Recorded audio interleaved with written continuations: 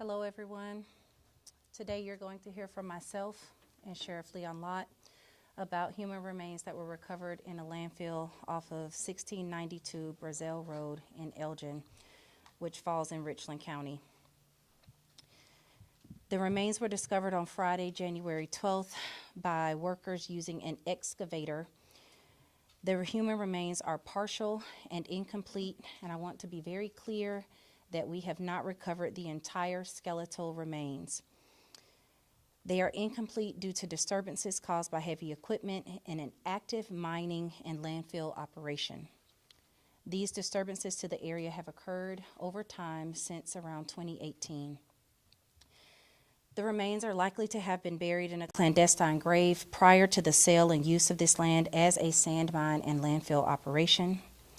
The Richland County Coroner's Office and the Richland County Sheriff's Department, we've assembled a multi-agency team to search a very large area of interest in hopes of recovering more of the human remains. We would like to thank the Richland County Sheriff's Department's DNA lab for providing the work that was able to allow us to identify the partial remains that we have of Adriana Laster, who was reported missing over 10 years ago from the town of Elgin. The Richland County Coroner's Office and the Richland County Sheriff's Department has worked tirelessly since Friday around 11 a.m. when the remains were called into our office. We have had teams out from Friday every single day, Saturday, Sunday, through the rain, all of the weather, the cold temperatures. We've also had the Office of the State Archaeologist of South Carolina Institute of Archaeology and Anthropology, the South Carolina Department of Natural Resources, and Richland County Public Works out helping to excavate the sandy area. Even though we have made a positive identification of the remains as those of missing person, again, Adriana Laster, last name is spelled Laster, in collaboration with the DNA laboratory, we still have the task of determining the cause and the manner of death. This requires a complete set of human remains, and we just don't have that right now. The search effort will continue for an indeterminate number of days depending on our success in the recovery. I was out there this morning around 8 and was out there helping to search. We are literally having to use conveyor belts and automatic sifters. We are digging by hand, using trowels and shovels and rakes, trying to find and recover as much of the skeleton as possible. The team effort that we have been able to put together is astounding. And right now, I would like to take a moment of silence for Adriana Laster and her family, because this is not just human remains. This is not just some person. This is someone's mom. This is someone's daughter, and she deserves the respect that everybody deserves. So if we could just have a moment of silence.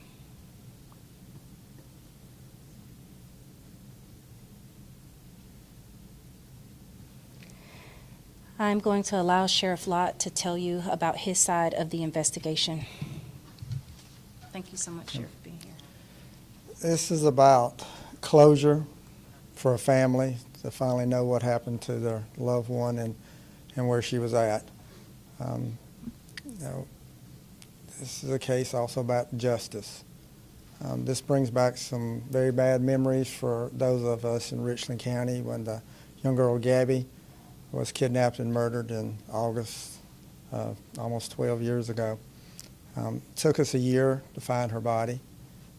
Freddie Grant was arrested for that and eventually pled guilty and is currently serving 30 years. But Miss Laster had been reported missing to Elgin, and we were very confident that Freddie was also responsible for her death.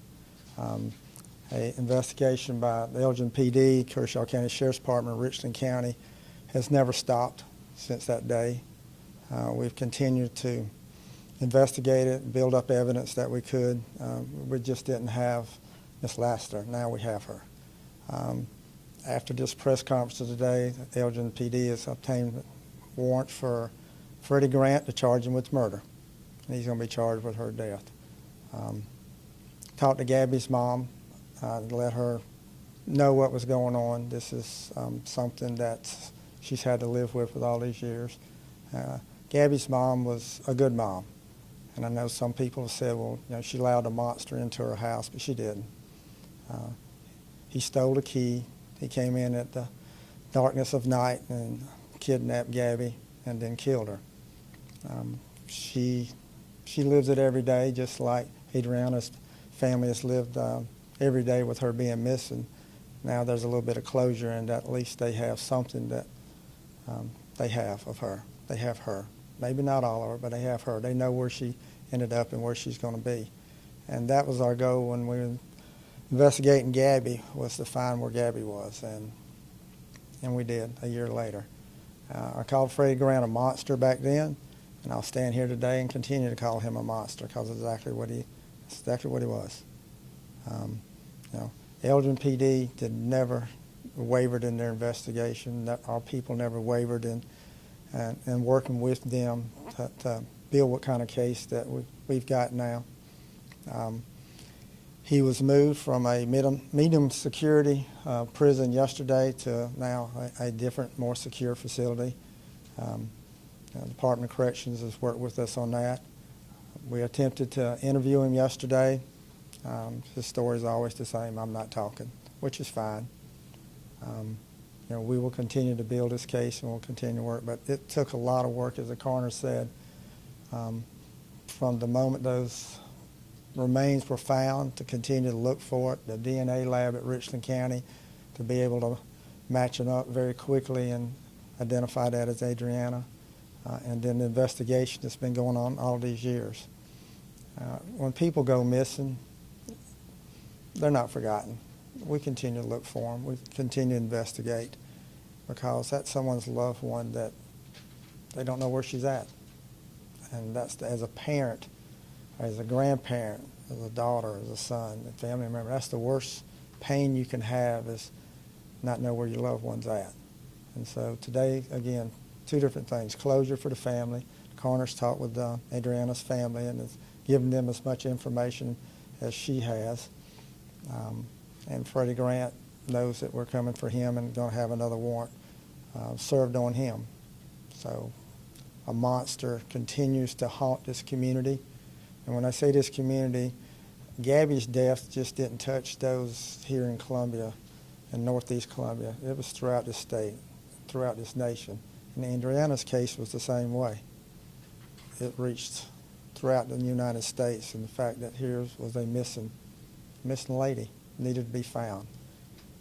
Through the grace of God, she's now been found. And through the grace of God, we're going to continue to investigate Freddie Grant. And there's other things that he may be involved in, and we're going to continue to work those too. We're never going to stop. We're never going to be satisfied until we find every victim that Freddie Grant had. That monster caused so much pain to so many people. And we're going to make sure that he's held accountable for everything that he's ever done. Thank you so much, Sheriff. When I spoke with the family of Adriana Laster, they said this to me, and they wanted me to share it with all of you. They just wanted a pinky. She said to me, we just needed to know that she was dead, to not know where she was. They said we just wanted a pinky, just one little bone to tell us that she was gone, and now we have that. So to be able to offer that amount of closure to the family is certainly a humbling experience, but it allows us to be able to give them the closure that they need. They have to process and deal with this on their own. They're going through some things on their own in terms of knowing. I think it's one thing to think about it, but to actually know that she is gone certainly opens up a lot of wounds for them. So we are able to give them that closure. They won't be able to receive her body right away because, again, we're trying to complete the skeletal remains search to see how much we can give to them. We want to try to find as complete a skeleton as possible in this process. I'd like to be able to answer questions at this time. I do want to acknowledge that the town of Elgin is here, the mayor, the sheriff, the police department. They've worked tirelessly over the years, and we thank them for their service and what they provided to the family, and the family wanted to make sure that I publicly thank them. along with the Richland County Sheriff's Department. So thank you. Go ahead. What was discovered and what led to that discovery? I'd like to not go over exactly what parts of her were discovered. I've shared that with the family so they know what we have.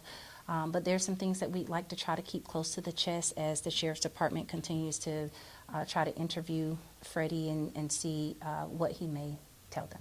How long do you expect it to take to possibly find all of her remains? We are going to search until we can't find anything else. There's a pretty large area that we are searching.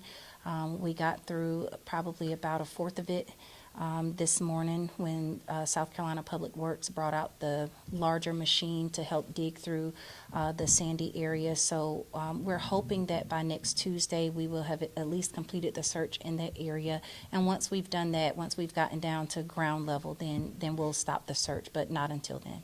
Sheriff, are these two crimes related to Gabby and Adriana, and what makes you guys confident that it was Freddie Grant? They are related in that Freddie Grant's a common denominator. He lived close. He knew Adriana. He was a suspect. He was the suspect from day one. We were all very confident he was responsible for her death. Being able to prove it was something else because we needed her. And that would have helped to have her. Now we have her, so that's why with Elgin's arrest warrant they have for murder, he's going to be charged with it today. Sheriff, would you recommend the death penalty in this case, given that there are now 2 victims associated with Freddie Grant? Yeah, I mean, I'd love to see him dead, but I don't know if that's going to be possible. I mean, he's a monster that deserves to be on this earth. That, unfortunately, in order to recover Gabby, back when we did, we had to make a deal with the monster, and we did. That was only after his daughter was arrested, and to keep her from going to jail, he led us to where Gabby was, and he pled to 30 years. Maybe that's a good enough punishment for him to have to sit in a jail cell probably the rest of his life. Why do you believe there are more